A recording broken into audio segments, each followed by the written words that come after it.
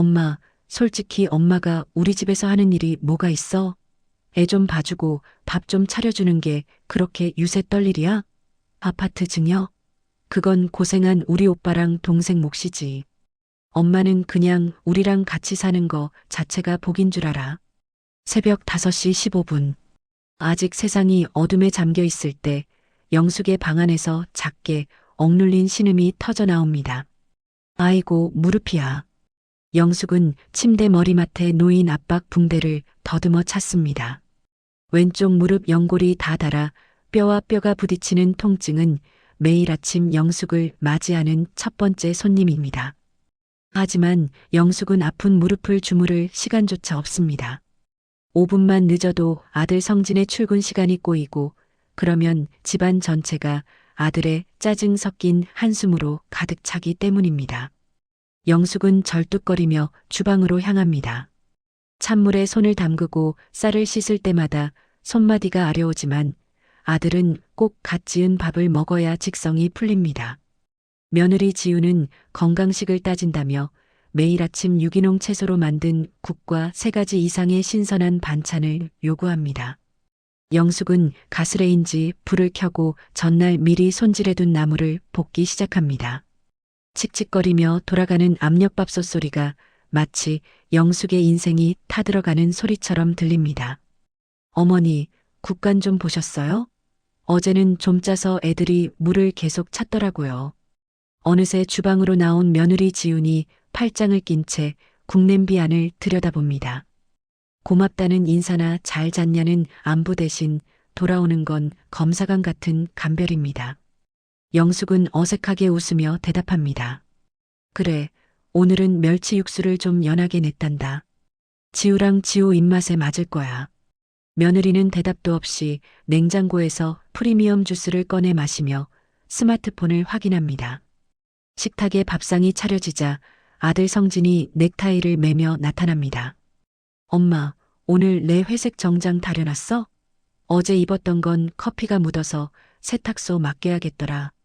퇴근할 때 찾아오려고 했는데 깜빡했네.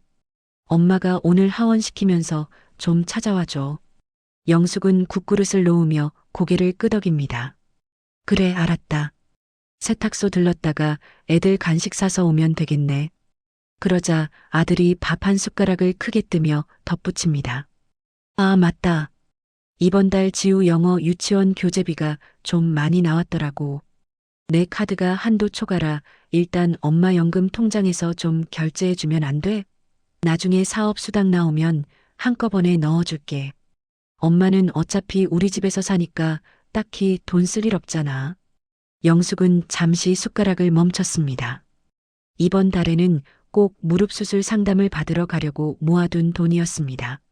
하지만 아들의 기대 섞인 눈빛을 외면할 수 없었습니다. 그래. 얼마라고? 내가 이따가 송금해 줄게. 자식들이 출근하고 폭풍 같은 아침 시간이 지나갔지만 영숙의 진짜 노동은 이제부터 시작입니다. 거실 가득 널브러진 장난감 블록들을 하나하나 줍고 소파 밑에 처박힌 손주들의 양말을 찾아냅니다. 70평 가까운 넓은 아파트를 청소기 대신 걸레로 닦는 것은 며느리의 고집 때문입니다.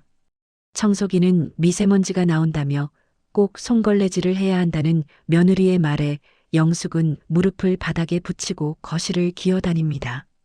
걸레질 한 번에 무릎에서는 두둑 소리가 나고 등줄기에는 식은땀이 흐릅니다. 잠시 허리를 펴고 창밖을 내다봅니다. 공원에는 영숙 또래의 할머니들이 화사한 옷을 입고 산책을 하고 있습니다. 그들을 보며 영숙은 낡은 티셔츠에 묻은 얼룩을 문지릅니다.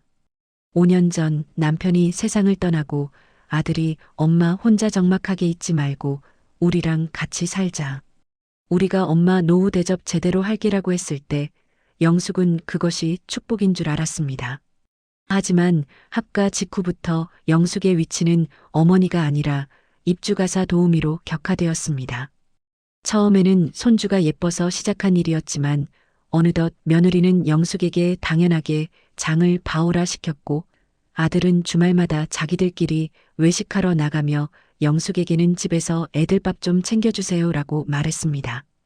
영숙이 가끔 친구들을 만나러 가려 하면 어머니, 오늘 저희 야근이라 애들 봐줄 사람 없는데 꼭 가셔야 해요? 라는 압박이 돌아왔습니다. 영숙은 점점 고립되었습니다. 친구들과의 연락은 끊겼고 영숙의 세상은 이 아파트 70평 안으로 줄어들었습니다. 영숙은 매달 나오는 국민연금 80만 원조차 자식들의 생활비와 손주들의 간식비로 야금야금 빼앗겼습니다.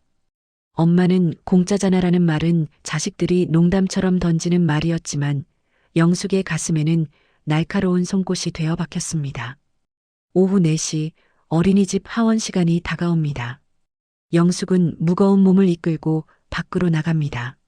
세탁소에 들러 아들의 정장을 찾고 마트에 들러 저녁 찬거리를 삽니다. 양손 가득 비닐봉지를 들고 손주들의 손을 잡고 걷는 길, 무릎 통증은 최고조에 달합니다. 지우가 아이스크림이 먹고 싶다며 떼를 씁니다. 영숙은 지갑을 열어 남은 10,000원짜리 한 장을 꺼냅니다. 이것이 영숙의 전 재산이었습니다. 집에 돌아와 아이들을 씻기고 간식을 챙겨준 뒤 영숙은 부엌 한 구석에서 찬밥에 물을 말아 급하게 한 끼를 때웁니다. 자식들이 돌아오기 전에 저녁상을 차려야 하기 때문입니다. 그때 며느리에게서 메시지가 옵니다. 어머니, 오늘 남편이랑 밖에서 스테이크 먹고 들어갈게요. 애들 밥 먹여서 재워주세요. 아, 지호 내일 현장 학습 도시락 싸야 하는 거 잊지 않으셨죠? 영숙은 숟가락을 내려놓았습니다. 목이 메어 밥이 넘어가지 않았습니다. 밖에서 스테이크를 먹는다는 자식들은 엄마가 무릎 통증 때문에 제대로 걷지도 못한다는 사실은 안중에도 없었습니다. 영숙은 조용히 일어나 냉장고에서 김밥 재료를 꺼냅니다. 밤 11시가 넘어서야 도시락 준비가 끝났습니다. 허리가 끊어질 듯한 통증에 영숙은 거실 소파 끝에 걸터 앉아 파스를 붙입니다. 며느리가 냄새난다고 싫어해서 향이 없는 비싼 파스를 제 돈으로 사서 붙입니다. 그때 현관문이 열리고 아들 내외가 웃으며 들어옵니다. 그들의 손에는 유명 브랜드의 쇼핑백이 들려 있습니다. 어머니, 아직 안 주무셨어요? 아, 파스 냄새. 제가 냄새 안 나는 걸로 사다 드린다고 했잖아요. 며느리의 눈살이 찌푸려집니다. 아들은 쇼핑백을 거실 탁자에 던져놓으며 말합니다. 지훈아, 이번 백 사길 잘했다. 너한테 진짜 잘 어울려.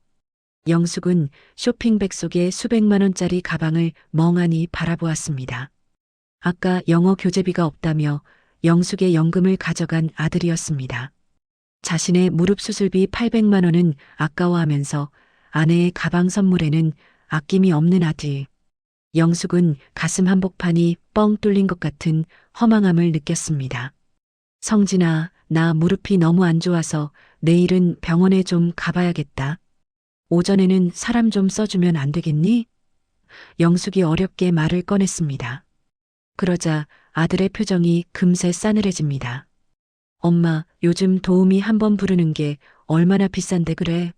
그리고 내일 지호 현장 학습이라 엄마가 데려다 줘야 하잖아. 엄마는 참, 우리가 얼마나 힘들게 돈 버는지 알면서 자꾸 그러네. 영숙은 입을 닫았습니다. 더 이상 무슨 말을 해도 벽에 대고 소리치는 것과 같았습니다. 자식들에게 영숙은 사랑하는 어머니가 아니라 효율성 좋은 가전제품일 뿐이었습니다. 영숙은 어둠 속에서 자신의 퉁퉁 부은 무릎을 어루만졌습니다. 이것이 자식들을 위해 모든 것을 바친 대가였습니다. 영숙의 눈에서 뜨거운 눈물 한 방울이 흘러내렸습니다. 하지만 이것은 슬픔의 눈물이 아니었습니다. 평생을 억눌러온 영숙의 내면에서 무언가 무서운 결심이 싹 트는 순간이었습니다. 추석을 하루 앞둔 영숙의 집은 고소한 기름 냄새 대신 숨막히는 긴장감이 감돌았습니다. 영숙은 벌써 6시간째 주방 바닥에 쪼그려 앉아 전을 부치고 있었습니다. 명절이라며 아들은 친구들과 골프 약속을 잡아나갔고 며느리는 피곤하다며 안방에서 낮잠을 자고 있었습니다. 영숙의 앞에는 동태전, 호박전, 동그랑땡이 산더미처럼 쌓여갔습니다. 뒤집개질 한 번에 손목이 시큰거리고 연기 때문에 눈이 충혈되었지만 영숙은 쉬지 않았습니다. 내일이면 시댁 식구들까지 들이닥칠 텐데 며느리 체면이라도 세워주려면 손이 10개라도 모자랐습니다. 지우야, 할머니 전 부치는데 근처에 오면 위험해. 저기 가서 놀아라. 영숙이 거실에서 뛰어노는 손주를 다급히 불렀지만 지우는 영숙의 말을 귓등으로도 듣지 않았습니다. 오히려 영숙이 공들여 붙여놓은 전 바구니를 발로 툭 치며 지나갔습니다. 바닥에 떨어진 전을 주워 담으며 영숙은 깊은 한숨을 내쉬었습니다. 그때 잠에서 깬 며느리 지훈이 거실로 나왔습니다. 고맙다는 말은커녕 지훈의 미간은 잔뜩 찌푸려져 있었습니다. 어머니, 기름 냄새가 안방까지 다 들어오잖아요. 환풍기 좀 세게 트세요. 그리고 지우 옷에 기름 튀면 어떡해요? 애 좀 보면서 하세요. 영숙은 억울함이 목 끝까지 차올랐습니다. 애 보면서 이 많은 전을 어떻게 다 부친이라는 말이 입안을 맴돌았지만 영숙은 그저 미안하다 내가 조심하마라고 답했습니다. 며느리는 냉장고에서 시원한 물 한 잔을 마시고는 다시 방으로 쏙 들어가 버렸습니다. 오후 4시가 넘어서야 골프를 마친 아들 성진과 이번에 친정 근처로 이사한 딸 지영이 집으로 들어왔습니다. 자식들은 거실 소파에 대자로 뻗어앉아 영숙이 차려낸 식혜를 들이켰습니다. 아, 역시 엄마 식혜가 최고야. 엄마, 저녁은 갈비찜 하는 거지? 아들의 당연하다는 듯한 요구에 영숙은 땀을 닦으며 억지 미소를 지었습니다. 그래, 핏물 빼놨으니 곧 안 칠 거다. 영숙은 갈비찜 냄새가 집안에 퍼질 때쯤 자식들에게 식혜 한 잔씩을 더 가져다 주려 안방 문 근처로 향했습니다. 명절 분위기 속에 자식들이 도란도란 이야기를 나누는 줄로만 알았습니다. 하지만 문틈 사이로 흘러나오는 대화는 영숙의 심장을 얼어붙게 만들었습니다. 오빠, 내가 아까 말한 거 세무사랑 다시 확인해봤어. 아빠가 남긴 그 상가 지금 시세가 30억이 넘는데 엄마 명의로 계속 두면 나중에 상속세로 절반은 날아가. 딸 지영의 날카로운 목소리였습니다. 나도 알고 있어. 근데 엄마가 순순히 넘겨줄까? 저 상가에서 나오는 월세가 엄마 자부심인데. 아들 성진의 목소리에는 영숙에 대한 존중은 단 1%도 묻어있지 않았습니다. 자기야, 어머님이 뭘 알겠어. 그냥 요즘 어머님 건망증 심하다고 겁 좀 주면 돼. 어머니, 요즘 깜빡깜빡 하시는데 이러다 사기당하면 우리 집안 거덜나요. 일단 성진 씨 명의로 돌려놓고 월세는 우리가 챙겨드릴게요라고 하면 어머니 성격에 금방 도장 찍으실걸? 며느리 지훈의 목소리가 들렸습니다. 영숙은 쟁반을 든 손이 덜덜 떨리기 시작했습니다. 건망증? 사기? 영숙은 매일 자식들의 스케줄을 챙기고 손주들의 예방접종 날짜까지 외우고 있었습니다. 그런데 자식들은 영숙을 이미 치매 환자 취급하며 재산을 가로챌 궁리만 하고 있었던 것입니다. 근데 오빠, 그 상가명에 변경하면 바로 팔 거야? 나 이번에 강남 빌라 들어갈 때 잔금이 좀 모자라거든. 지영이 보채듯 물었습니다. 당연하지. 상가 팔아서 내 사업 자금 좀 채우고 내 잔금 치러주고 남은 돈으로 엄마는 그냥 실버타운 괜찮은데 보내드리면 돼. 솔직히 요즘 엄마 무릎도 안 좋아서 우리 애들 보는 것도 한계잖아. 언제까지 우리가 끼고 살 순 없지. 실버타운 가면 친구들도 많고 엄마한테도 그게 더 이득이야. 성진의 말에 영숙은 숨이 막혔습니다. 노후를 책임지겠다. 우리가 모시고 살겠다며 영숙의 남은 재산을 야금야금 빼가던 아들이었습니다. 그런데 이제는 그 재산의 마지막 조각까지 빼앗고 쓸모 없어진 영숙을 고려장하듯 실버타운으로 치워버리려 하고 있었습니다. 맞아.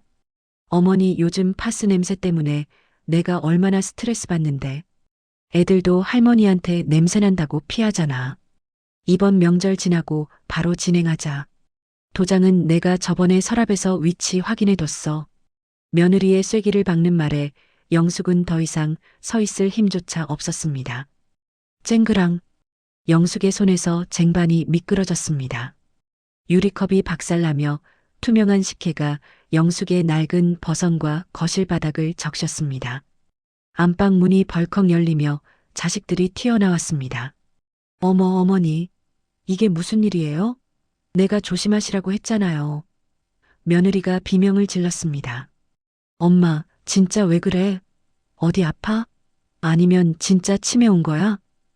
아들 성진이 걱정스러운 말투를 가장하며 다가왔습니다. 영숙은 바닥에 흩어진 유리 조각들을 멍하니 내려다보았습니다. 그 조각들은 마치 영숙의 찢겨진 가슴 같았습니다. 영숙은 고개를 들어 아들과 딸, 그리고 며느리를 차례로 쳐다보았습니다. 그들의 눈에는 영숙에 대한 걱정이 아니라 계획에 차질이 생기면 어쩌나 하는 불안함만이 가득했습니다. 그래, 내가 치매가 오긴 왔나 보구나. 니들 같은 괴물들을 내 자식이라고 믿고 살았으니 그게 치매가 아니고 뭐겠니? 영숙의 차갑고 낮은 목소리에 거실은 순식간에 찬물을 끼얹은 듯 조용해졌습니다. 평소에 영숙이라면 미안하다, 내가 다끔하라며 허둥지둥 무릎을 꿇었을 테지만 지금의 영숙은 꼿꼿하게 서 있었습니다. 엄마, 갑자기 무슨 소리야? 우리가 뭐 어쨌다고. 지영이 당황하며 말끝을 흐렸습니다. 상가? 실버타운? 니들 참 효자 효녀구나. 4명의 도장 위치까지 확인해뒀다니 준비성이 아주 철저해. 영숙의 말에 자식들의 얼굴이 하얗게 질렸습니다. 어머니, 그건 저희가 다 어머니를 위해서. 며느리가 변명을 시작하려 하자 영숙이 손을 들어 말을 막았습니다. 됐다. 더 이상 그 더러운 입으로 내 위하는 척하지 마라. 니들은 오늘부로 내 자식이 아니라 내 노후를 훔치려던 도둑들일 뿐이다. 영숙은 그 길로 방에 들어가 옷을 갈아입었습니다. 장롱 깊숙한 곳에서 남편이 남겨준 인감도장과 통장, 그리고 5년 동안 숨죽여 써내려간 가계부와 육아일기를 챙겼습니다. 거실로 나온 영숙은 여전히 멍하게 서 있는 자식들에게 마지막 선언을 했습니다. 갈비찜 불 거라. 니들이 알아서 차려 먹든지 굶든지 해. 그리고 성진아, 지영아. 니들이 나한테 그랬지? 내가 공짜로 먹고 자는 파출부라고. 그래, 그럼 그동안 내가 해준 파출부 비용, 육아 비용, 그리고 니들이 내 연금 가져간 거 다 계산해서 청구하마. 자식이 아니라 채권자로 대하겠다는 뜻이야. 영숙은 현관문을 열고 나섰습니다. 등 뒤에서 엄마, 어딜 가? 내일 명절인데. 라는 아들의 외침이 들렸지만 영숙은 단 한 번도 뒤돌아보지 않았습니다. 밤하늘의 달은 무심하게 밝았지만 영숙의 가슴 속에는 자식들을 향한 뜨거운 복수의 불꽃이 타오르기 시작했습니다. 영숙은 휴대폰을 꺼내 번호를 눌렀습니다. 친구야, 나 영숙이다. 5년 만에 사표 냈어. 이제 내가 받아야 할 정당한 대가를 청구하려는데 내 법적 조언이 필요하다. 7억. 아니, 그 이상의 대가를 니들이 치르게 해줄 거다. 현관문을 닫고 나온 영숙의 귀에는 아들의 당황한 목소리가 멀어져 갔습니다. 밤바람은 차가웠지만 30년 넘게 영숙을 짓누르던 무거운 모성애라는 짐을 내려놓은 어깨는 그 어느 때보다 가벼웠습니다.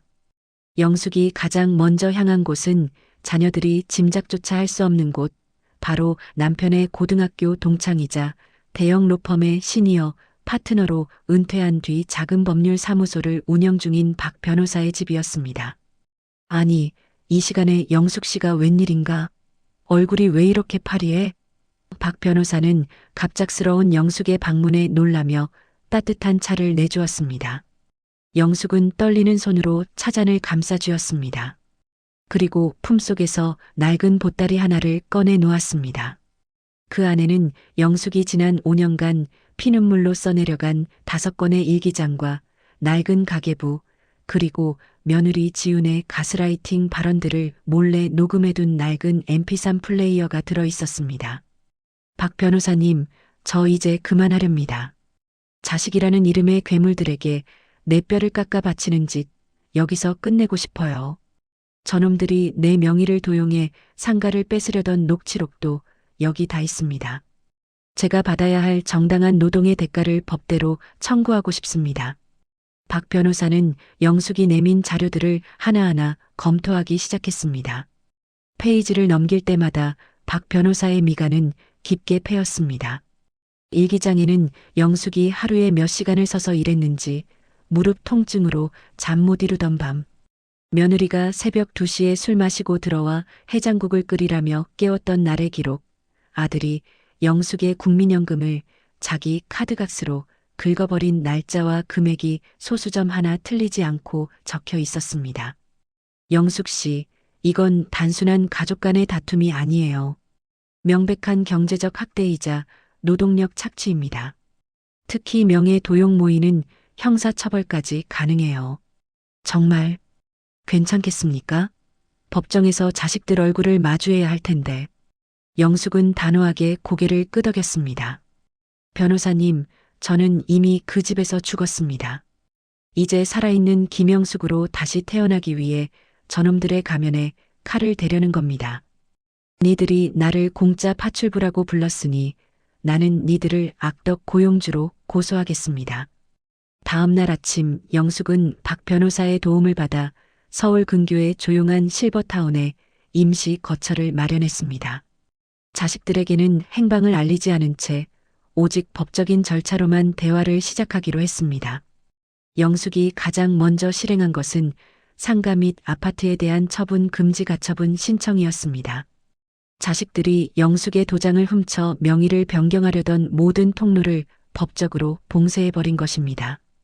그 시각 영숙이 사라진 아들 성진의 집은 아비규환이었습니다. 추석 당일이었지만 주방에는 찬 바람만 불었습니다. 매년 아침 8시면 정갈하게 차려졌던 차례상은커녕 싱크대에는 전날 영숙이 부치다 남은 전 조각들과 자식들이 먹고 버린 배달음식 용기들이 산더미처럼 쌓여 있었습니다. 오빠, 엄마 휴대폰 왜 아직도 꺼져 있어? 내일 당장 세무사 만나기로 했는데 도장 어디 있는지 찾아봤어? 딸 지영이 짜증 섞인 목소리로 거실을 뒤졌습니다. 서랍 다 뒤져봤는데 없어. 엄마가 인감도장이랑 통장을 다 챙겨서 나간 것 같아. 미치겠네, 진짜. 이 노인네가 어디서 못된 것만 배워와서 시위를 하는 거야? 성진은 머리를 쥐어뜯으며 소리를 질렀습니다. 며느리 지우는 더 가관이었습니다. 지호랑 지우 배고프다고 울고불고 난리인데 오빠는 화만 내면 어떡해.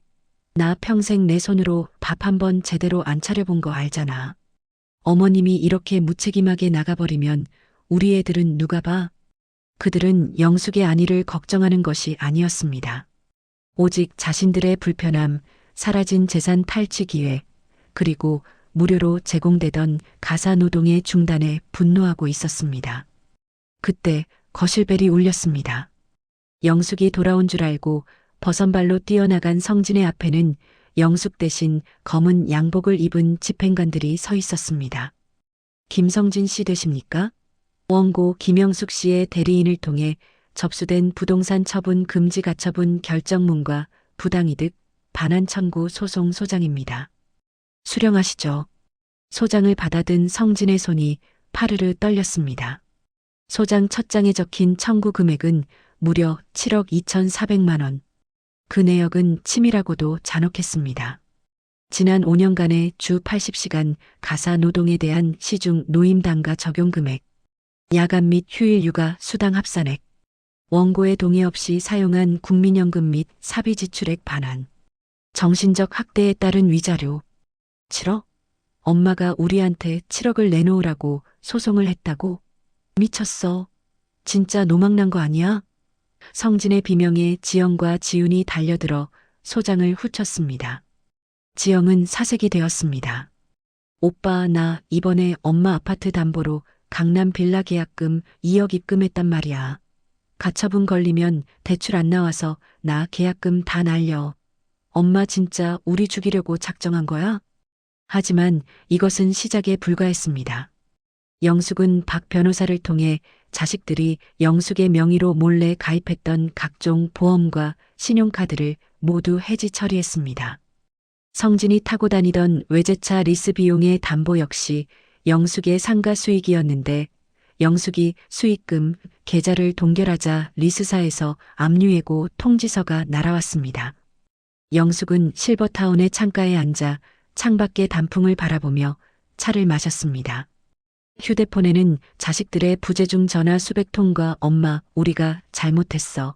제발 가처분만 풀어줘 같은 비굴한 문자 메시지가 쏟아졌습니다. 영숙은 그 메시지들을 하나하나 읽으며 기록했습니다. 이것들 또한 나중에 법정에서 경제적 목적에 의한 회유의 증거로 쓰일 자료들이었습니다. 니들아, 이제 시작이란다. 내가 너희를 위해 무릎이 닳도록 기어다니며 닦았던 거실 바닥, 그 바닥이 얼마나 차가운지 이제 니들이 몸소 겪어볼 차례야. 영숙은 이제 더 이상 울지 않았습니다.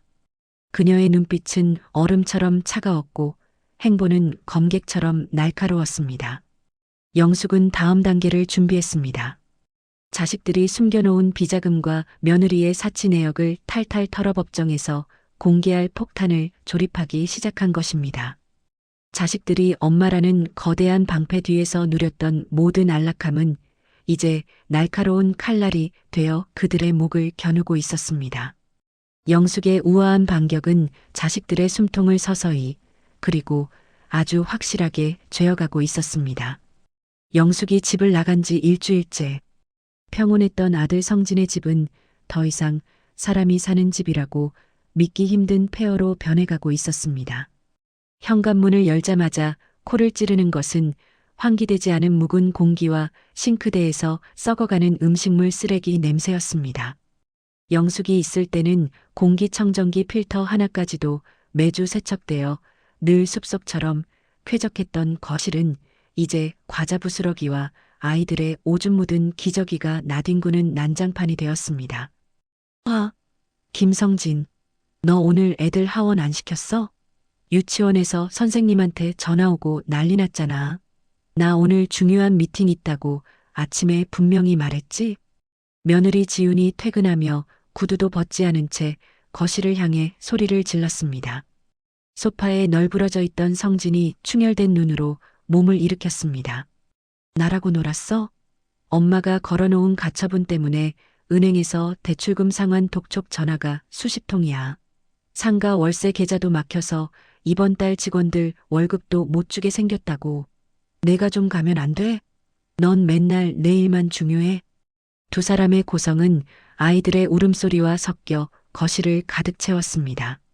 예전 같으면 영숙이 조용히 다가와 아이들을 품에 안고 엄마 아빠가 장난치는 거야. 배고프지? 할머니가 맛있는 거 해줄게라며 상황을 정리했겠지만 이제 그 빈자리는 날카로운 비명과 증오로 가득 찼습니다. 지우는 주방으로 들어가 냉장고를 열었습니다. 하지만 먹을 것이라곤 유통기한이 지난 우유와 말라비틀어진 나물뿐이었습니다. 아니, 어머니는 나가면서 밑반찬이라도 좀 해놓고 나가지. 어떻게 사람 먹을 게 하나도 없어? 진짜 독하다 독해. 지훈의 불평에 성진이 코웃음을 쳤습니다. 내가 어머니한테 파스 냄새 난다고 구박할 때는 언제고 이제 와서 엄마 반찬을 찾아? 야, 너 어제 내가 시킨 가사 도우미는 왜 안 왔어? 가사 도우미? 그 아줌마들이 우리 집 꼴 보더니 하루 만에 못하겠다고 도망갔어. 어머니가 하던 일을 사람 써서 하려니까 일당이 20만 원이 넘어. 한 달이면 600만 원인데 우리 지금 그 돈이 어디 있어? 오빠 차 리스료도 밀렸다며. 자식들은 그제야 영숙이라는 거대한 존재가 무료로 제공하던 노동의 가치를 뼛속 깊이 체감하기 시작했습니다. 빨래, 청소, 설거지, 육아, 요리, 장보기. 이 모든 일상이 돈으로 환산되자 그들의 가게는 순식간에 파탄 직전에 몰렸습니다. 영숙은 단순히 밥을 해주는 노인이 아니라 이 집안의 경제를 지탱하던 가장 거대한 자본이었음을 깨달은 것입니다. 그때 거실로 딸 지영이 들이닥쳤습니다. 지영의 얼굴은 흑빛이었습니다. 오빠, 어떡해. 나 강남 빌라 분양 대행사에서 연락 왔어. 내일 모레까지 잔금 안 치르면 계약금 2억 공중분해된대. 엄마한테 연락 안 돼? 엄마 실버타운 어디 있는지 박 변호사가 안 가르쳐준대? 지영은 성진의 멱살을 잡듯 매달렸습니다. 오빠가 엄마 설득한다며, 엄마 치매라고 서류 만든다며, 그게 들통나서 엄마가 소송 건 거 아니야. 내 2억 어쩔 거야. 그 돈 내 결혼 자금에 아빠가 남겨준 유산 털어넣은 거란 말이야. 성진은 지영의 손을 거칠게 뿌리쳤습니다. 지금 나 죽게 생긴 거 안 보여? 나 이번 달에 상가 수익 안 들어오면 부도야 부도. 엄마가 낸 소송장에 내 비밀 장부 내역까지 다 들어있어. 박 변호사가 그걸 어떻게 알았는지 모르겠는데 탈세로 고발하겠대. 나 감옥 가게 생겼다고. 자식들 사이에 흐르던 얄팍한 우애는 돈이라는 괴물 앞에 여지없이 무너졌습니다. 그들은 서로를 탓하며 영숙이 남기고 간 상처를 후벼 팠습니다. 지영은 오빠 성진이 엄마의 연금을 빼돌려 유흥비로 쓴 내역을 폭로했고, 성진은 지영이 엄마 명의로 몰래 대출을 받은 서류를 들이밀며 소리를 질렀습니다. 며느리 지우는 그 틈에서 자신의 명품 가방들을 챙기며 난 몰라.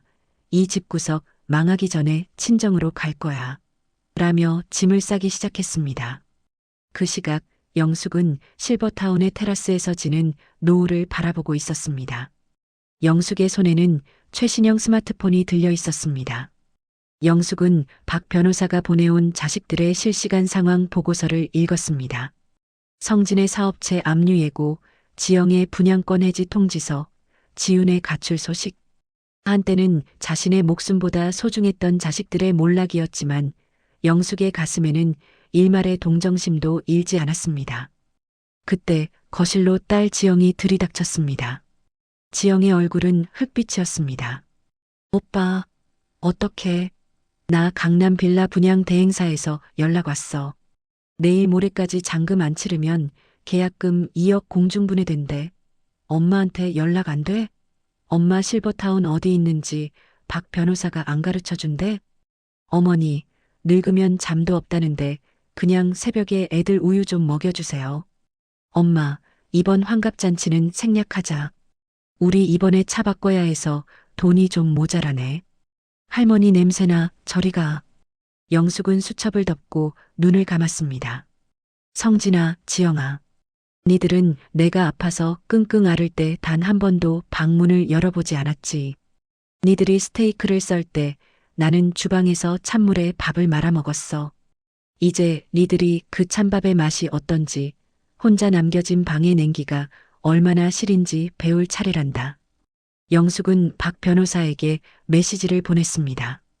조정은 없습니다. 판결까지 갑니다. 자식들이 가진 마지막 자산까지 압류 절차 진행해 주세요. 영숙의 복수는 감정적인 화풀이가 아니었습니다. 그것은 자식들이 부모의 헌신을 당연한 권리로 여기며 짓밟았던 세월에 대한 정당한 청구였습니다. 자식들은 이제 영숙이 차려주던 따뜻한 국 한 그릇이, 깨끗하게 다려진 와이셔츠 한 장이 사실은 누군가의 뼈와 살을 갉아 만든 기적이었음을 피눈물을 흘리며 배우게 될 것입니다. 거실 바닥에 주저앉아 통곡하는 지영과 머리를 감싸쥐고 절규하는 성진, 그리고 엉망이 된 집안을 뒤로하고 떠나는 지훈의 모습 위로 영숙의 서늘한 내레이션이 흐릅니다. 자식은 가슴에 묻는 거라고들 하지. 하지만 나는 너희를 법정에 묻기로 했다. 그것이 내가 너희에게 줄 수 있는 마지막 교육이다. 실버타운의 아침은 아들 집의 지옥 같은 소음과는 대조적으로 평화로웠습니다. 영숙은 창밖으로 보이는 정원을 바라보며 정갈하게 차려진 식사를 마쳤습니다. 남이 차려준 밥상, 남이 치워주는 그릇. 평생을 밥하는 기계로 살았던 영숙에게 이 당연한 일상은 눈물이 날 만큼 낯설고 달콤했습니다. 하지만 영숙은 이 평화에만 취해 있지 않았습니다. 그녀는 박 변호사를 불러 거실 테이블에 서류 뭉치를 펼쳐 놓았습니다. 변호사님, 저놈들이 제 상가를 팔아서 강남 아파트를 사내 만회하며 제 죽을 날만 기다리고 있더군요. 제가 살아있는 동안 저놈들이 제 재산에 단 1원도 손대지 못하게, 아니, 제가 죽고 나서도 저놈들이 가져갈 게 없게 만들고 싶습니다. 영숙의 목소리에는 일말의 망설임도 없었습니다. 박 변호사는 안경을 치켰으며 영숙이 준비한 계획을 검토했습니다. 영숙이 선택한 카드는 바로 주택연금 가입과 상가 건물의 신탁 관리였습니다. 영숙 씨, 주택연금에 가입하면 이 아파트는 국가의 담보로 잡히게 됩니다. 영숙 씨가 돌아가실 때까지 매달 연금이 나오지만 사후에 자식들에게 상속될 집은 사라지는 셈이죠. 상가 역시 신탁에 맡기면 영숙 씨 생전에는 임대료가 영숙 씨 통장으로만 꽂히고 사후에는 지정된 공익재단에 기부되도록 설정할 수 있습니다. 정말 자식들에게 한 푼도 안 남기실 생각인가요? 영숙은 단호하게 고개를 끄덕였습니다. 그놈들은 제 재산을 자기들 것인데 내가 잠시 빌려 쓰고 있는 돈이라고 생각하더군요. 자식이라는 이유만으로 내 노후를 저당 잡으려 했던 놈들에게 부모의 재산은 부모의 피땀이지 공짜 점심이 아니라는 걸 똑똑히 가르쳐 줄 겁니다. 저는 제 모든 자산을 다 쓰고 죽을 겁니다. 만약 남는 게 있다면 사회에 환원할 거고요. 그 시각 아들 성진과 딸 지영은 영숙의 행방을 알아내기 위해 혈안이 되어 있었습니다. 그러다 결국 박 변호사의 사무실을 미행해 영숙이 머무는 실버타운을 찾아내고야 말았습니다. 화려한 로비를 지나 영숙의 방 앞에 선 자식들의 몰골은 일주일 사이에 반쪽이 되어 있었습니다. 엄마 안에 있는 거 다 알아. 문 좀 열어봐. 성진이 문을 두드리며 소리를 질렀습니다. 영숙은 천천히 문을 열었습니다. 문 앞에 선 아들은 예전에 위풍당당하던 사업가 모습이 아니었습니다. 넥타이는 삐뚤어져 있고 얼굴에는 초조함이 가득했습니다. 그 뒤에 선 지영은 눈이 퉁퉁 부어 있었습니다. 엄마, 진짜 너무해. 어떻게 엄마가 자식들한테 가처분을 걸고 소송을 해? 나 지금 강남 빌라 계약금 2억 날리게 생겼단 말이야. 그거 우리 애들 미래가 달린 돈이야. 엄마 손주들 길바닥에 나앉게 할 거야? 지영이 영숙의 손을 붙잡으며 울먹였습니다. 영숙은 지영의 손을 차갑게 뿌리쳤습니다. 내 애들 미래? 그럼 내 노후는? 너희는 내 무릎이 닳아 없어지는 건 안중에도 없으면서 너희 계약금 2억은 하늘이 무너지는 일이지? 지영아, 그 2억. 내가 내 명의로 몰래 대출받은 돈이더구나. 내 손주들 미래가 아니라 내 욕심 때문에 내 생명줄을 갉아먹은 거야. 성진이 비굴하게 웃으며 끼어들었습니다. 엄마, 지영이가 철이 없어서 그래. 내가 잘 타일게. 일단 그 소송 취하하고 집에 가자. 지훈이도 기다리고 있어. 아, 그리고 그 상가 말이야. 이번에 명의만 내 쪽으로 잠깐 돌려주면 내가 사업 자금 융통해서 엄마한테 매달 용돈 500만 원씩 줄게. 진짜야, 내가 각서라도 써줄게. 영숙은 아들의 얼굴을 빤히 쳐다보았습니다. 여전히 이놈은 나를 돈줄로만 보고 있구나. 영숙은 테이블 위에 놓인 주택연금 가입 완료 통지서와 재산 신탁 계약서를 자식들 앞에 던졌습니다. 이게 뭐야? 성진이 서류를 집어들었습니다. 서류를 읽어 내려가던 성진의 눈동자가 격하게 흔들렸습니다. 주택? 연금? 엄마, 이 집을 국가에 넘겼다고? 미쳤어? 이 아파트가 지금 시세가 얼마인데? 그리고 상가 수익을 기부해? 우리한테 물려줘야 할 유산을 왜 남한테 줘? 유산? 영숙이 코웃음을 쳤습니다. 성진아, 착각하지 마라. 이건 내 재산이야. 내 아버지가 나 고생했다고 남겨준 내 목숨값이라고. 너희가 나를 치매 노인 취급하며 도장을 훔치려 했을 때 나는 이미 너희를 자식 명부에서 지웠다. 이제 이 집도 상가도 너희와는 아무 상관없는 물건들이야. 내가 살아있는 동안 연금으로 다 쓰고 갈 거다.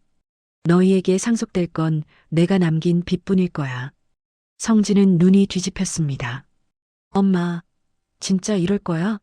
우리 죽는 꼴 보고 싶어서 그래. 내가 엄마한테 어떻게 했는데. 나 대학 보내고 장가 보낸 게 엄마 돌이 아니야? 근데 이제 와서 우리를 배신해? 배신? 영숙의 목소리가 커졌습니다. 내 연금 빼가서 내 와이프 명품 가방 사준 건 배신이 아니고 내가 아파서 쓰러져 있을 때 스테이크 썰러 나간 건 효도니. 성진아, 너희는 나를 부모로 대접한 적이 없다. 그저 관리비 안 드는 고성능 파출부로 여겼을 뿐이지. 이제 그 파출부 고용 계약은 끝났다. 퇴직금 7억, 법정에서 한 푼도 깎지 않고 다 받아낼 거다. 지영이 악을 쓰며 소리를 질렀습니다. 엄마, 이렇게 나오면 우리도 가만 안 있어. 엄마 치매라고 소송 걸어서 이 계약들 다 무효로 만들 거야. 우리가 자식인데 법이 우리 편을 들어주지 누구 편을 들어줄 것 같아? 영숙은 비소를 지었습니다. 그래, 해보렴. 박 변호사가 이미 내 정신감정서랑 전문의 소견서 다 받아뒀단다. 아주 건강하고 명석하다더구나. 너희가 모의했던 녹취록까지 합치면 아마 판사님이 누구 손을 들어줄지 아주 흥미로울 거야. 자식들은 쫓겨나듯 실버타운을 빠져나갔습니다. 로비를 걸어나가는 그들의 뒷모습은 폐잔병처럼 비참했습니다. 영숙은 다시 조용해진 방 안에서 차를 따랐습니다. 영숙의 복수는 단순히 돈을 뺏는 것이 아니었습니다. 자식에게 올인하면 노후는 자식이 책임지겠지라는 대한민국 노인들의 막연한 기대를 처참하게 배신한 자식들에게 부모의 희생은 무한하지 않으며 배신의 대가는 노후 빈곤이라는 부메랑으로 돌아온다는 것을 뼈저리게 가르쳐주는 과정이었습니다. 영숙은 창밖의 푸른 하늘을 보며 혼잣말을 했습니다. 여보, 나 잘하고 있는 거 맞지? 우리 성진이, 지영이. 이제야 진짜 세상을 배우게 될 거야. 엄마 없으면 아무것도 아닌 자신들의 진짜 모습을 말이야. 영숙은 이제 법정에서의 마지막 결전을 준비했습니다. 자식들이 가진 마지막 자존심과 가식의 껍데기를 대중 앞에 낱낱이 벗겨버릴 그날을 말입니다. 서울중앙지방법원 민사조정실 앞. 무거운 정적 속에 차가운 공기만이 감돌았습니다. 한때는 한 식탁에서 밥을 먹던 자식들과 어머니 영숙은 이제 원고와 피고라는 이름으로 서로를 마주보고 앉았습니다.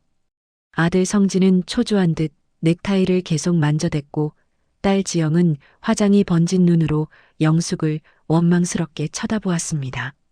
반면 영숙은 직접 고른 짙은 감색 정장을 입고 꼿꼿하게 허리를 펴고 앉아 있었습니다. 조정을 시작하기 전에 원고 측의 청구 취지를 확인하겠습니다. 조정관의 말이 떨어지자 성진의 변호사가 먼저 입을 열었습니다.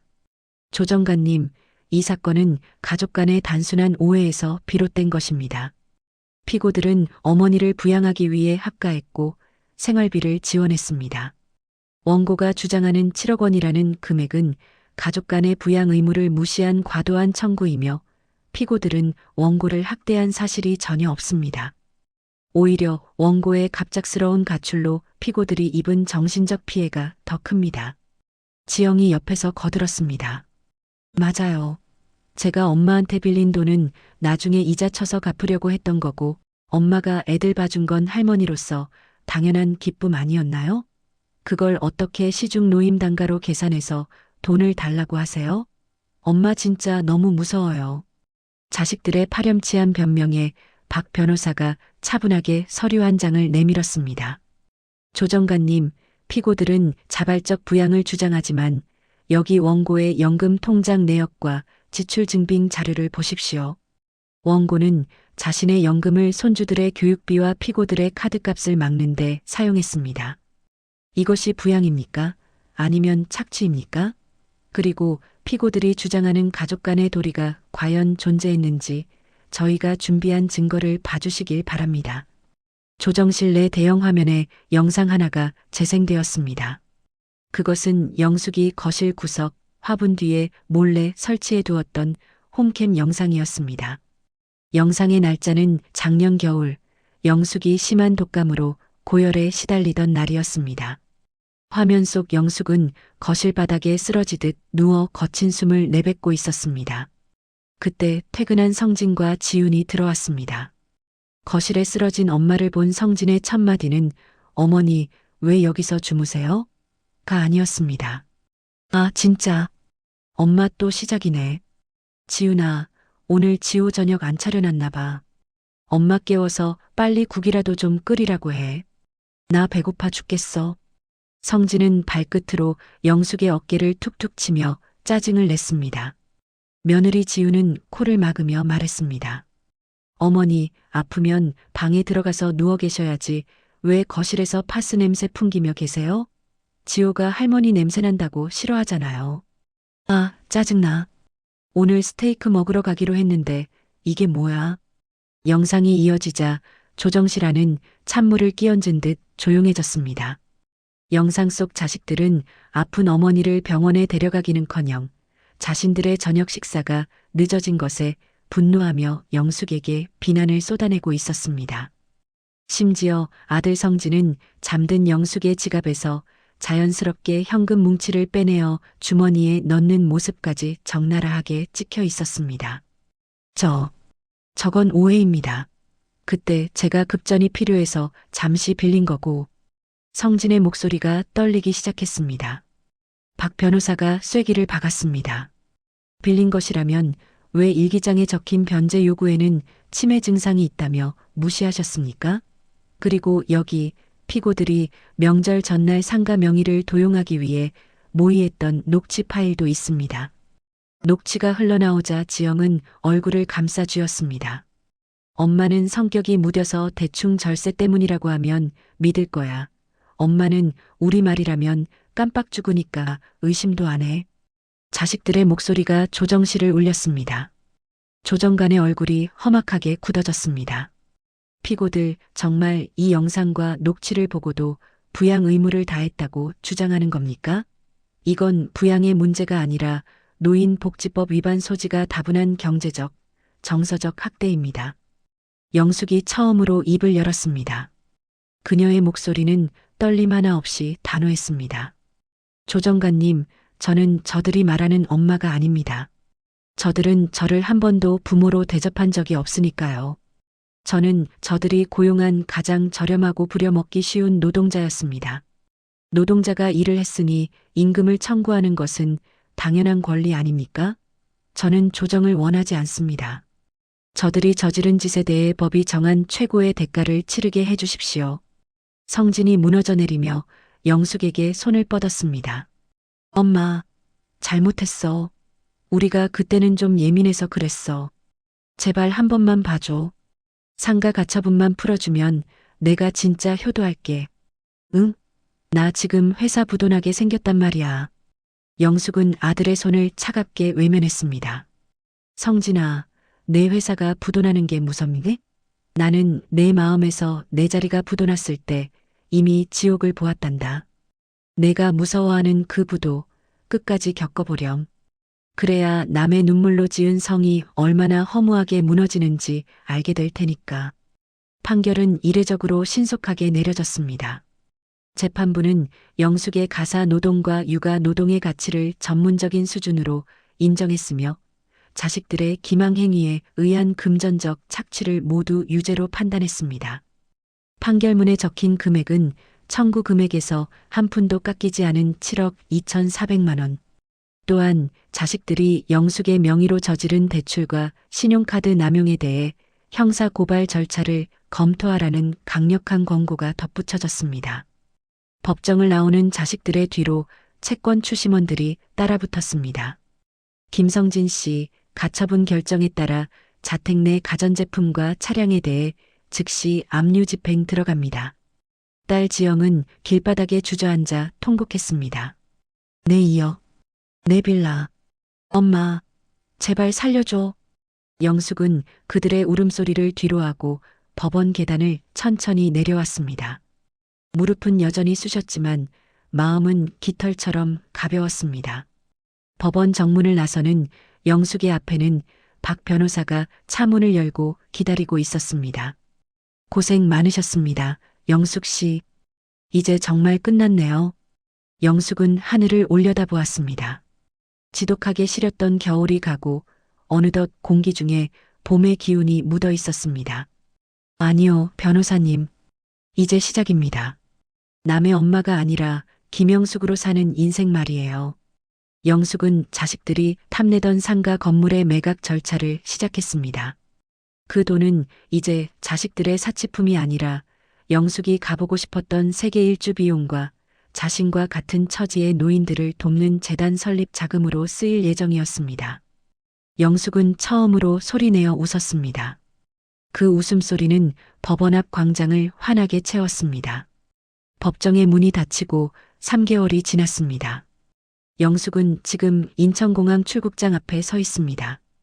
그녀의 손에는 자식들의 사진이 든 낡은 지갑 대신 반짝이는 새 여권과 지중해 크루즈 티켓이 들려 있습니다.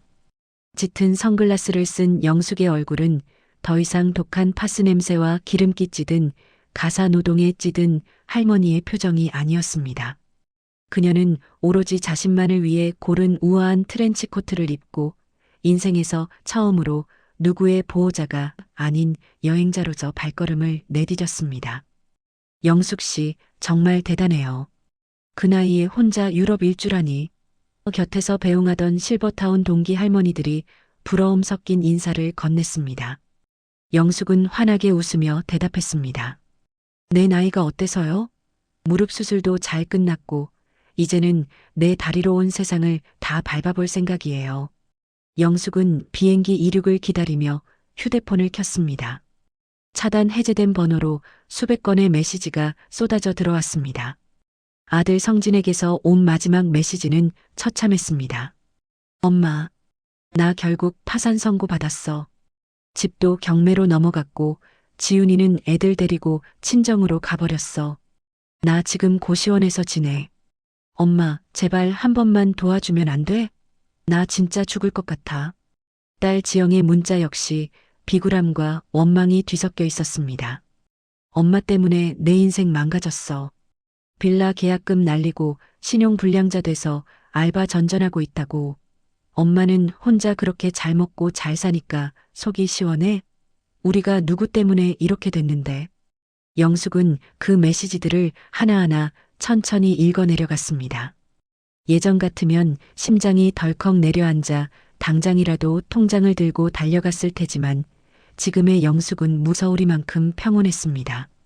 자식들은 여전히 자신들이 무엇을 잘못했는지 모르고 있었습니다. 그들은 부모의 헌신을 당연한 권리로 여겼고 그 권리가 사라지자 부모를 가해자로 몰아세우고 있었습니다. 영숙은 답장 대신 그들의 번호를 영구 삭제했습니다. 그리고 박 변호사에게 전화를 걸었습니다. 변호사님, 판결금으로 압류한 상가 매각 대금 입금됐죠? 그중 절반은 제가 말씀드린 독거노인 법률지원재단에 기부해 주세요. 저처럼 자식들에게 경제적 학대를 당하면서도 말 한마디 못하고 앓고 계신 분들을 위해 써주셨으면 합니다. 비행기가 활주로를 박차고 떠올랐습니다. 구름 위로 솟구치는 기체의 진동을 느끼며 영숙은 눈을 감았습니다. 지난 30년의 세월이 주마등처럼 스쳐 지나갔습니다.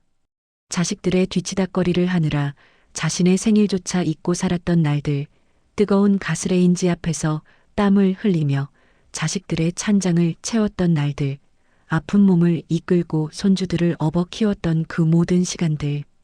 그 헌신은 아름다운 것이라 믿었지만 결과는 처참한 배신이었습니다. 하지만 영숙은 후회하지 않기로 했습니다. 그 지옥 같은 시간을 뚫고 나왔기에 지금 이 하늘 위의 공기가 이토록 달콤하다는 것을 알기 때문입니다. 여보, 나 이제 당신이 못 가본 세상까지 다 보고 갈게. 우리 자식들 걱정은 안 할래. 그놈들도 이제 제 손으로 밥 벌어 먹으며 살아야 진짜 어른이 되지 않겠어? 영숙은 좌석 등받이에 몸을 기대고 깊은 잠에 빠져들었습니다. 5년 만에 처음으로 자식들이 깨우지 않는 평화로운 잠이었습니다. 그 시각 한국의 한 낡은 고시원 방. 아들 성진은 유통기한이 임박한 편의점 도시락을 먹으며 영숙의 SNS를 훔쳐보고 있었습니다. 사진 속 영숙은 프랑스 파리의 에펠탑 앞에서 와인 잔을 들고 활짝 웃고 있었습니다. 성진은 목이 메어 밥을 삼키지 못했습니다. 엄마가 차려주던 따뜻한 된장찌개와 갓 지은 하얀 쌀밥이 얼마나 큰 기적이었는지, 그것이 당연한 권리가 아니라 누군가의 거룩한 희생이었다는 것을 그는 이제야 피눈물을 흘리며 깨닫고 있었습니다. 하지만 영숙이 떠난 빈자리는 너무나 컸고 그가 치러야 할 대가는 아직도 한참 남아 있었습니다. 영숙의 이야기는 여기서 끝이 아닙니다. 그녀는 여행 중 만난 다양한 사람들과 소통하며 자신의 경험을 담은 책을 집필하기 시작했습니다. 이 책은 발간 즉시 수많은 시니어의 심금을 울리며 베스트셀러가 되었고, 영숙은 강연장에 서서 수만 책의 제목은 내 노후를 훔친 자식들에게 보내는 이별 편지은 어머니에게 이렇게 말했습니다. 여러분, 자식에게 모든 것을 주지 마세요. 여러분의 인생은 자식의 부속품이 아닙니다. 자식은 손님이니 정성껏 대접하고 때가 되면 보내주어야 합니다. 여러분 자신을 가장 먼저 사랑하세요. 그래야 진정한 대우를 받을 수 있습니다. 영숙은 이제 더 이상 성진이 엄마가 아닙니다. 그녀는 당당한 여성, 작가, 그리고 자신의 인생을 스스로 개척하는 김영숙입니다. 그녀의 봄은 겨울이 지나고 나서야 비로소 가장 찬란하게 시작되었습니다. 오늘 영숙님의 이야기를 시청하시면서 어떤 생각이 드셨나요?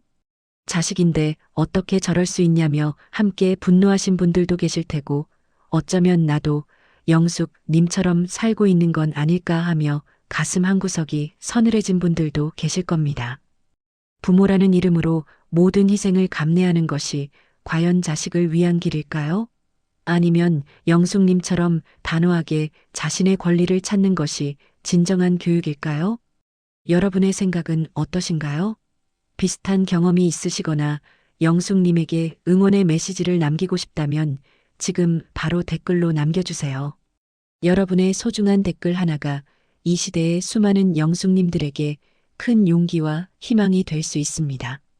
이 영상이 도움이 되셨다면 구독과 좋아요 부탁드립니다. 다음에도 가슴 뻥 뚫리는 사이다 이야기로 찾아뵙겠습니다. 감사합니다.